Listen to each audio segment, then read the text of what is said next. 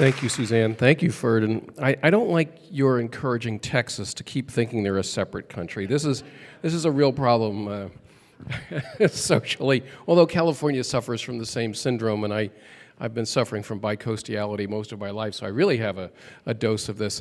I have two books up here. One is the textbook I use at the School of Public Health at UCLA, Making Healthy Places. And Andy Dannenberg was the first author on that one, and Andy will be a speaker, I believe, on Thursday, and really knows a great deal about this. He's a lovely man. Howie Frumkin, he's the dean at UW, and we did the first book was the lead on that one, on urban sprawl and public health. I use this course book, and I actually teach in the second class. I do speed dating, and I have half public health students and half students from other disciplines, and I make the public health students co-present with a student from business, from urban planning, from some of the other areas, and it's really been an amazing experience to do that. My favorite story was I had a public health student. She was interested in reducing violence. The urban planning student was interested in transit-oriented development. They did a co-presentation on reducing violence in transit TODs, and turned out they both learned so much from each other they eventually got married. So I'm really very pleased with the course. And this is the companion book for our video series. It's shown now in about 2 million homes and has gotten pretty good traction worldwide. So can you name something that these groups have done that is a shift for them in the last 12 months? The American Institute of Architects, the American Planning Association, the Army Corps of Engineers, the Association of University Architects, the Urban Land Institute, all the big developers in the country, and the U.S. Green Building Council. Wow, that's right. They talk to each other, yes.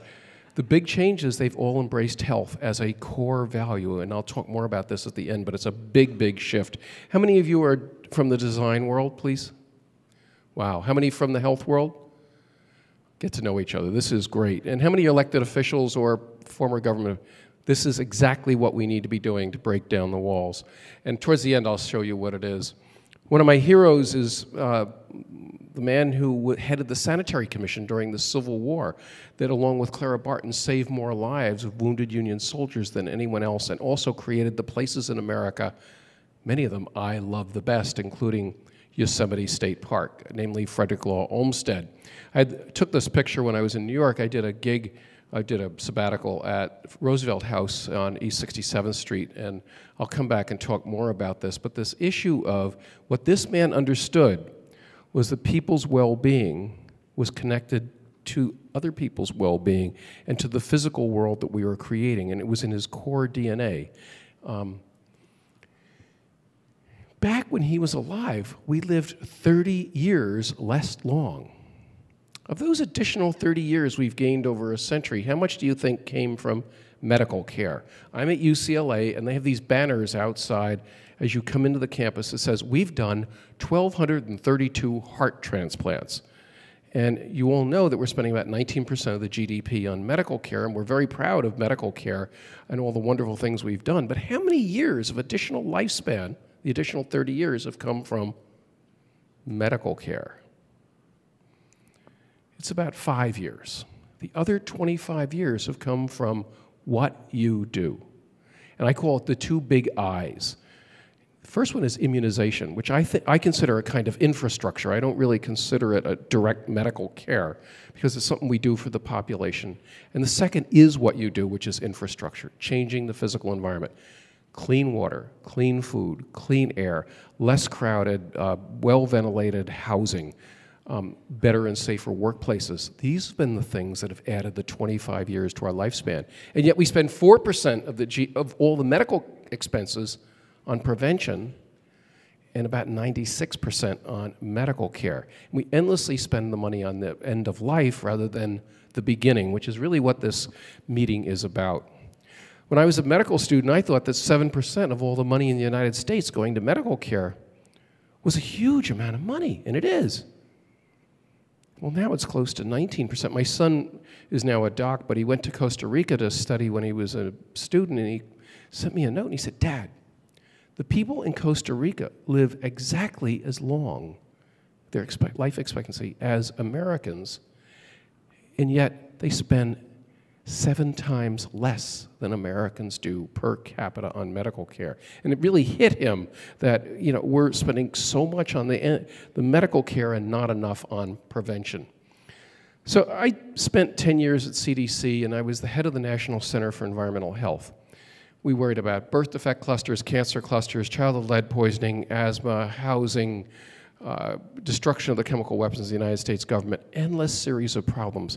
And over again, I kept thinking, well, asthma, if I track that back, it's mainly due to bad indoor air quality in homes, probably messing with the microbiome, but also bad outdoor air quality, automotive emissions, and all the rest. And over again, I kept coming back to the causes of many of the diseases we were looking at was the environment that we have constructed. And so I began to think more and more about this by around the year 2000. This is a picture of the buildings near where my offices were, and you can imagine that every single time it rained in Atlanta, after it baked in the sun for days and days, everything that landed on that parking lot would go straight into the Chattahoochee River that was the main drinking water source for the city of Atlanta and the cities downstream. We've removed 60,000 square miles of these photosynthesis objects that produce oxygen and reduce CO2, slow the rain down, allow moisture to go into the earth. You want moisture to go into the earth. You don't want it to run off. And I love one of your exhibits, I think the middle one over there, talks about the importance of infiltration of water into the earth, bacterial and toxics removal and the rest. So we've paved over the equivalent area of the state of Georgia. Parking lots are the equivalent area of the island of Puerto Rico. Can you imagine that? Think of how much impervious surface that is as well. And we've constructed about 2 to 3 million of these objects a year. And I asked my students in the first class, what's the message of this particular structure? And they said, what's the center of this household? Is it the dining table? Is it the hearth? What is the center of their house and their value of their lives? And of course, it's the car, and it's a metaphor for America. We've wrapped our lives around the car and the needs of the car rather than the needs of human beings. And in fact, if you have a garage door opener and you live here, you can live years without ever meeting a neighbor. Just drive out.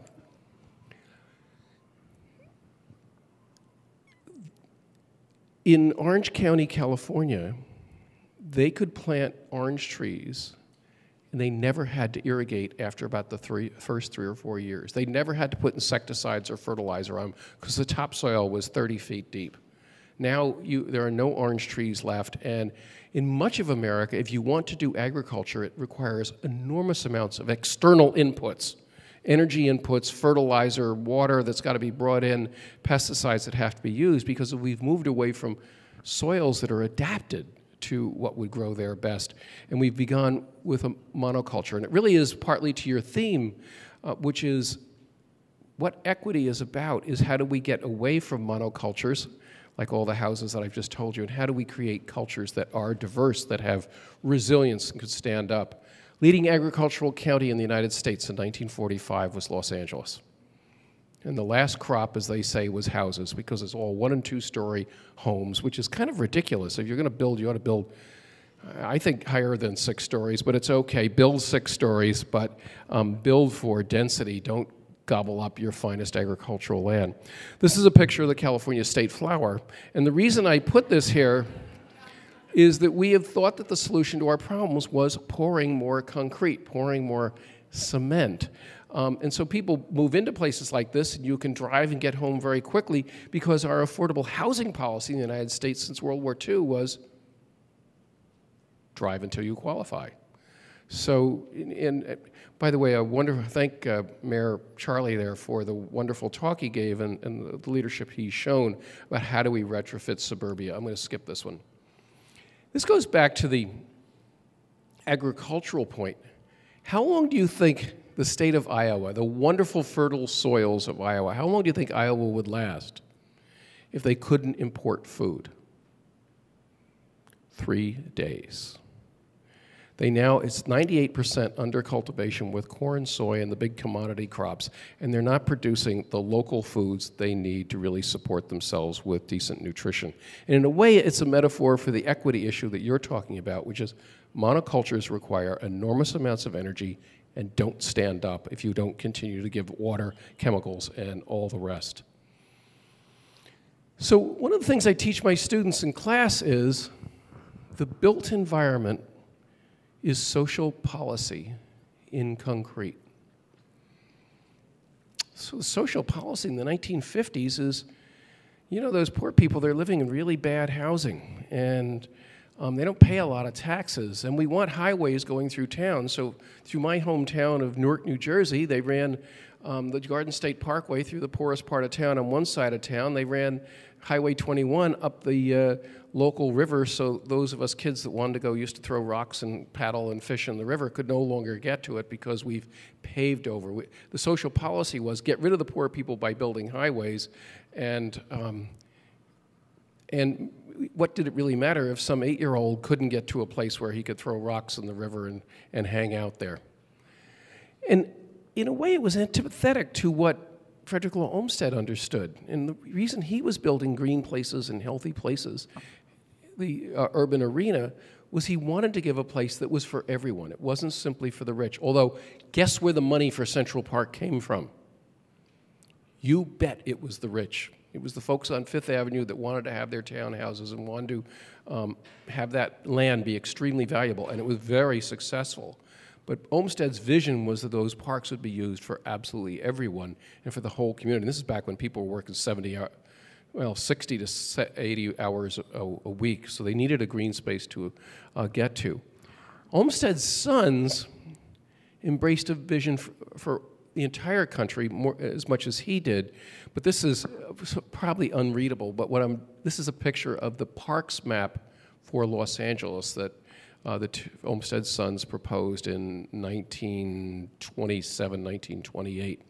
Every river and stream in Los Angeles had to have parks and carriageways and greenways and ball fields, but they were also flood zones so that they would recharge the groundwater and give a place of respite and green. You've all heard of Mary Pickford. Mary Pickford was married to Douglas Fairbanks, and they lived at a place called Pickfair up in Pasadena. And every time a developer would come to town, they'd say, oh, could we come and visit Pickfair? We want these big money interests to come and see how beautiful California could be. And they'd go up to Pasadena, and they'd look at the trees and the lovely neighborhoods there and the homes, and then they'd turn right around and build sprawl right up to the edge of every single creek and stream and urban byway in Los Angeles. And particularly when the war arrived, we got in the process of just completely overbuilding Los Angeles. Now if you land at Los Angeles International Airport, when you come in, you look to the north and you can see Beverly Hills and some of the other places, and you see a fair amount of green and park space. You look to the south, and there isn't a piece of green as far as you can see. Excuse me. So the great vision that they had of creating a healthy Los Angeles didn't happen. So concrete has become the enemy to health. This is what Los Angeles is looking at. That beautiful river now is this concrete sluice, which, thank you very much, Max. You saw in the movie Terminator when Schwarzenegger is driving up and down this concrete sluice, and it goes on for 57 miles, and every time it rains, every piece of garbage and grocery cart goes straight out to the Pacific Ocean at very, very high speed, and no child can go down there because it's too dangerous for lots of different reasons. Along the side of it, there's no bikeway, at least there wasn't in the past, and yet the poorest people in the city need to get to work, and a lot of them go to work on bicycles in the morning, in the dark, on very dangerous roads. So this is not usable for the community whatsoever. And you wouldn't want to be there on a hot day if you needed to cool off. If the actual river bottom is opened up, there is some green that grows there, but it's washed out the next time it rains. So that was the past. This is the present. And these are the obesity maps. Everyone's seen them, but this is obesity in 1991, and here it is in 2010. Average Americans gained about 30 pounds, average 17-year-old about 17 pounds during basically one generation. There are lots of causes for this, and a large amount of it is what we eat, the whole amounts of sugar that we're consuming. But the average New Yorker weighs 6 pounds less than the average person living in suburbia. So maybe we've gained 25 pounds, but 6 of those pounds are from engineering physical activity out of our lives and driving all the time.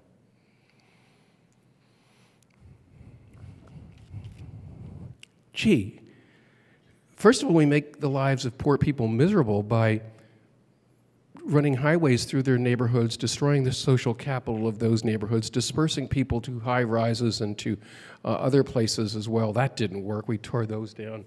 And then we put them in neighborhoods that are very poor. And then what do we do to serve them food? And one of my friends is a pediatric in pediatrics in Richmond, California. He said to me one day, "Dick, I've seen 6 girls with gallbladder surgery, teenage girls. It's because they're eating breakfast, lunch, and dinner in fast food places." And if you live in a poor neighborhood, you have about twice as many fast food places as in wealthy neighborhoods. What's this got to do with equity and built environment? When we reduced liquor stores in the poor parts of Los Angeles after the riots by about 50%, crime in those areas went down by 50%. It really helped. And we're now in the process of using eminent domain and government authority to reduce the amounts of fast food places in the poorest neighborhoods. Number 2, drive-through fast food places are a double whammy. In part, no one's ever going to read a menu thing. No one's going to get out of their car. But the cars idling in these places produce a large amount of pollution as well. So reducing drive-through fast food places, I'm going to skip this one as well. And then if you're poor, the most effective kinds of advertising that you can do to people, rich or poor, are billboards. So my students did this project. They went through the wealthier part of town, Hollywood, and looked at what the billboards would say. And 12 out of 65 had alcohol, 26 for entertainment. And what do you think it looked like going through the poor neighborhoods? 17 for alcohol. So drink something that really impairs your brain, drink something else that impairs your liver, eat something that makes you gain weight, and then if you do everything we tell you to do, go get your stomach stapled, because in a way it's a metaphor for what we're doing for America. You know, it's an absolute metaphor for how we've made life very difficult. As we've seen weight gain go up, obviously we've seen type 2 diabetes overall go up. This is diabetes in 1994, and here's diabetes in 2007. Doubling percentage in just 13 years. When I was a young pediatrician, I remember going to the clinic and there'd be 10, 12 children with juvenile diabetes there. Now if you go in the diabetes clinic, there are 25 kids with diabetes and half of them have type 2 diabetes. And my young prejudice was, oh, this won't be as bad as juvenile insulin-dependent diabetes, and it's not true. It turns out the outcomes for the kids with type 2 diabetes, partly because of the difficulties in management and comorbid conditions, is their survival is even worse. So we've seen actually about half the kids now in these clinics are type 2 diabetics.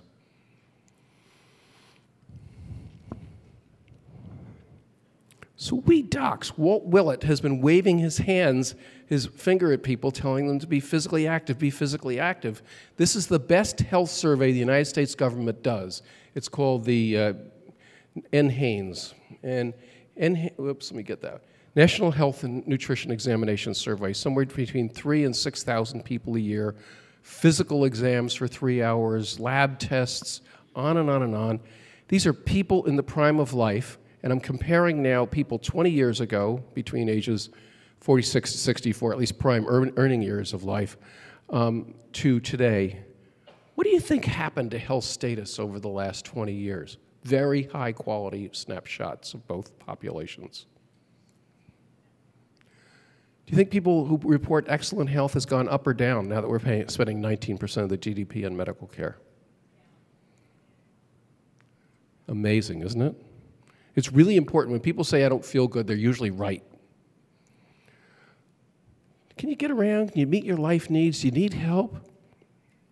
Big increase in the percent of people needing help. This one shocked me. Do you need a wheelchair or a cane? And you see this in the stores. You go in the store and you see people on these little carts, and same age group 20 years later. What happened to smoking and obesity? You know the answer. Smoking went down, obesity went up. This is the one that just knocked my socks off. No regular physical activity, 17 to 52%. So in a way, even though we've been waving our fingers saying you need to walk, you need to exercise, it hasn't worked. And my argument here is unless we give people environments that entice us to be physically active, to go out, to connect, to get to work on a bicycle, to get to work in a high-speed walk safely, to make it beautiful to do it, it's not going to happen. And there's something else on the horizon that's coming at us which is hugely important, which is the change in temperature. This is what we told landscape guys, men and women, what they could plant in certain times of year. There's a USDA hardiness zone. So Atlanta in 1990 was zone 7. New York was zone 6. Now, New York has become as hot as Atlanta over 15 years, and Atlanta's become as hot as northern Florida. Since my oldest boy was born in 1981, America, the average temperature worldwide has gone up over 1 degree Fahrenheit. That's a lot for an entire planet. And the ocean's containing more CO2 and it's become more acidic over that same period of time. My son, and including Max, who's about the same age, has never experienced a colder than normal year against national weather patterns over the course of 30-plus years. The hottest years in history are occurring for many of our major states around the country, year in and year out. And this is changing the physical environment. And you're going to say, what has this got to do with equity? But you're going to see it in a minute. This was, during my time in New York, I spent a lot of time studying Superstorm Sandy. Superstorm Sandy was unusual because it's the first time in 700 years a storm went east instead of out to sea and hit the New York-New Jersey border. Huge storm surge that came with it. It could have been much worse if it had hit a couple hours differently. When I was in New York, people had been traumatized by seeing the water pouring into the major tunnels of New York and standing next to the subway steps that they had been walking down for years and years and years, and suddenly you go into the PATH trains, we used to call them the Hudson Tubes, and seeing the water coming down the elevator shafts. This is Fulton County, Fulton Station in Lower Manhattan, and again, the subway's being filled. But 3 or 4 of these tunnels are still not open for use in New York City. About $60 billion worth of damage. On September, for a lot of reasons, after September 11th, they hardened the infrastructure, the electrical infrastructure, and put it below ground so it couldn't be taken out. And then, of course, a flood came, and so the Verizon switching stations and recharge stations have been flooded. This is headquarters at Verizon. LaGuardia Airport basically underwater. It's an odd picture, but it'll come to it. This is one of the 250,000, these are amongst the 250,000 cars set for destruction because they've been soaked in salt water, under salt water. So the costs have been staggering. I'm a Jersey boy, so the idea of Seaside Park being washed out to sea is shocking to me as well at the roller coaster. One of the odd things was a lot of the damage was done more inland because of the storm surge would come in and they'd hit as the coast would taper down. Some of the areas 20 miles upstream were getting hit by the surge going up as well. And if you don't read maps, you're in a disaster zone. So anybody let me rephrase this. New Jersey Transit thought they had taken their $122 million worth of new rolling stock, new locomotives and train cars, and had put them in dry ground, but they didn't read the map right, the flood maps in advance, and so the stuff was all ruined by seawater going in as well. It's the only building in Lower Manhattan that had power, and this goes to sustainability. It had a fuel cell with methane, natural gas being delivered. They were actually leaving electrical plugs out for people to recharge their cell phones and the rest. Heat and power and light, so new technology is really helping. We'll skip this. There's a metaphor here. Governor Christie thought he wanted to rebuild the boardwalks in Jersey right away, so they had people go in and redo all the electrical and on the Jersey Shore and the boardwalk, but they didn't take out all the wiring underneath the boardwalks that had been damaged by salt water, and it didn't take long for them to catch fire and lose this. So the rebuilding is going to be very expensive. So I'm going to think about the future, and the purpose of public health is to give people the conditions where they can be healthy, and the purpose of environmental health is to give our children the conditions where they can, grandchildren, the conditions they can be healthy. So one, this comes down to the buildings, and it comes down to what Suzanne is talking about. This is Villa Verde in the South Bronx. This is a nasty neighborhood with, used to be a nasty neighborhood with, but subway about 3 blocks away. And it was a brownfield site. The city had to put up the money to convert the brownfield site. There's a clinic from Montefiore on the first floor that the 600 different apartment residents can be using. It's 1/3 affordable housing, 1/3 workforce housing, and 1/3 market rate, and it's sold out in no time whatsoever. It generates all its electricity from the roof for basically common uses, and has apple trees on the roof, which I think is pretty cool as well. There are high-tech solutions. These are these huge Kevlar plugs that will be inflated at the beginning of all the subway tunnels. That's not something that you think about making cities livable, but only one day in 10,000 will be an event that you need this. There are going to be a lot of other days where you need other things to make life worth living. And so New York has put, with the help of HUD and the federal government, rebuild by design, creating a resilient region. So maybe we shouldn't have to wait for a disaster to build a resilient region. We ought to be doing it in real time. I love this particular meeting because it's deciding how they're going to spend the $60 billion. This is a big deal. And the person at the far right is my friend Mindy Full, a psychiatrist at Columbia University, who's an expert on, she's done books on urban removal rather than urban renewal, and the impacts on poor populations by big social efforts, and making damn sure that when they're doing all this stuff, they're not making life harder for poor people. So here's a map of Lower Manhattan, and this is where the NYU Medical Center is, and you can't barely make out the dots of where the storm surge levels are. NYU lost the hospitals for 10 days. They're up there bagging the babies in the intensive care nursery because they had no power, again, because the power generators were below ground. How do you rebuild so you can keep the city viable during that time? So there were hundreds of plans put forward. I'm only going to show you one of them, but it relates to the things that are on that far wall.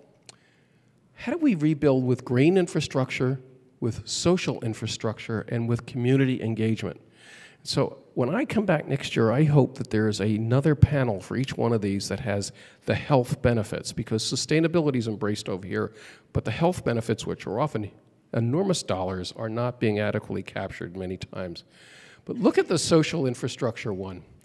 Do you rebuild according to the Robert Moses plan, the master builder, and poured huge amounts of concrete, or do you rebuild according to the Jane Jacobs plan? And Jane Jacobs' book is in the back. I saw it as one of the classics.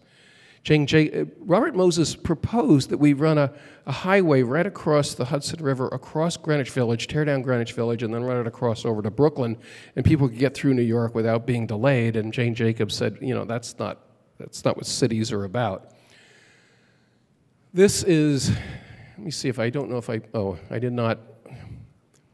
What I want to say is, how do you come up with a plan that both meets the Robert Moses big industrial vision, you know, how do you have the hardscape that works for people, but then the fine-grained social infrastructure landscape that works well for people as well? And so this recognition that we've got to do both, and that's really what you're grappling with in Portland as well. So why is he showing this? I'll show you why. These are the berms that they're proposing for Lower Manhattan. These are basically little mountains that will go all the way around Lower Manhattan. Well, they could put just seawalls up and keep all the water out in the storms that way, but maybe we ought to be building green space and parks and places that people can use and be healthy, and have trees that actually produce CO2 and spots that people can walk along and jog and bicycle, and we create physical environment. Olmsted would understand this perfectly. And so it's really building for people, not simply for profit, not simply for cars. This is a set of 3 slides along the East River, and I particularly like it. There were tennis courts here that aren't used very much. People all live over there. The river's over here. Everything's nice. FDR Parkway's going up that way. First of all, you put in the berms along the lower side. These are basically the seawalls that will keep the river out when it raises up. And then these little walkways all the way across. Well, that's not adequate. So maybe we ought to, the next step would actually be to cover the entire highway and create the green space all the way along, so we'd have the ball fields, the social things, and all of a sudden, all this stuff on this side of the river can be used by people those other 9,999 days. This is really cool. We need to have a walkway, bikeway all the way around Lower Manhattan. So if you put the walkway, bikeway, this is a sacrificial space, and here are people walking along. Here's the highway up here in this particular section, and here's the river, but here's where the river would be during a storm. So how do you keep the water out of the city during the storm? This is a classic Dutch idea, but I think it's totally cool. That thing that was up here is dropped down.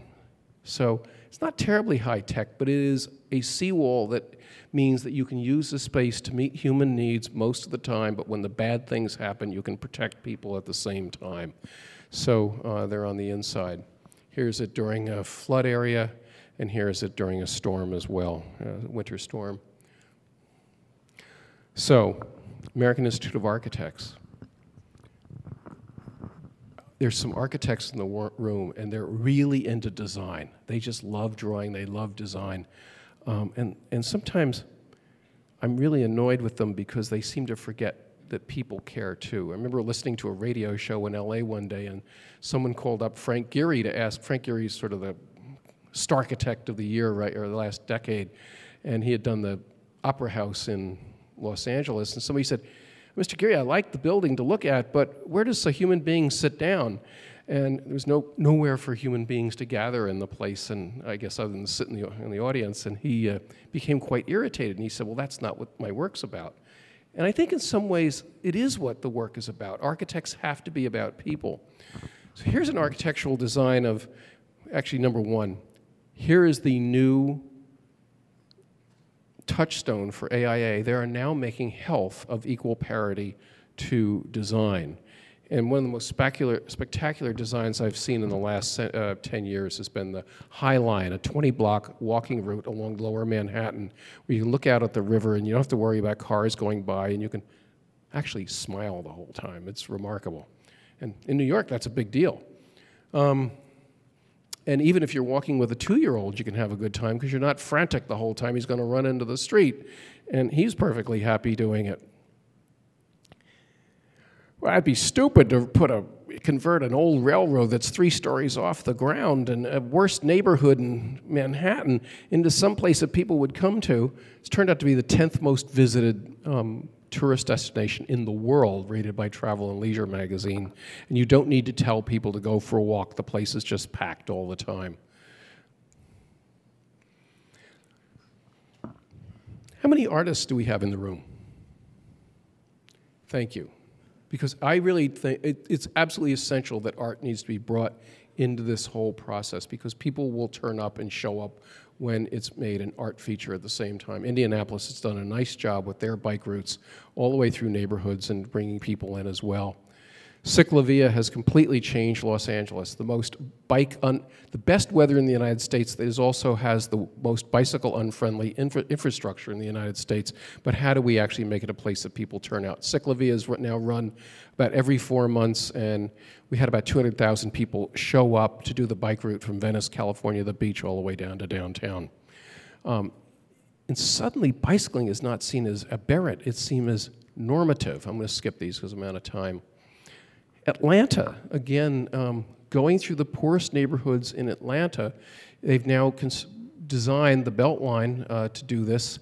And I lived in Atlanta for 10 years, was desperately frustrated with its infrastructure and the fact that half the parks in Atlanta, you need to be in a car to get to them. This is the Beltline going through a tough, poor neighborhood. And now there are bicycle events and walking events. And my son was telling me that he went to this event a couple of months ago with his 2-year-old, and the child's eyes were popping out of his head as thousands of people showed up carrying lanterns, walking along the bike route. And it was a show of both beauty, but also of community embrace of their neighborhood and where they are. This is amazing. This is the Urban Land Institute, the biggest developers in the United States, 10 principles for healthy communities. Make healthy choices the easy choices. Can you imagine the developers? I always thought it would be, put the dollar first, but it's put people first. Big transition. They see the business proposition in this, but ULI is now embracing health. Urban River Parkways. This is my obsession. I had to put it in. Remember I showed you the map of LA? Here's the Urban River Parkway outside Sacramento. There are hundreds and hundreds of people now commuting to work, just as you do in Portland. But improve water quality, air quality, and urban heat island reduction. This is in San Jose, about 10 miles, but going to 100 miles. Again, groundwater recharge in an area that desperately needs it, and walking routes and cool routes as well. This is Calatrava's design of the Sundial Bridge in a pretty dreary town in the old days, which was Redding, California, and it's become a social, first appeared was a elder facility, then a children's facility, then a ballpark, and now it's a destination. People actually show up to Redding, California to walk across the Sundial Bridge. Art matters.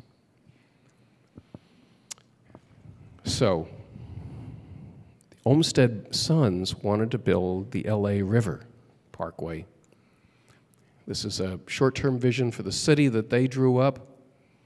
Another set of visions by a USC student about what would be done taking out Schwarzenegger's Terminator concrete, and what it would do. And I have a whole paper we've done on this.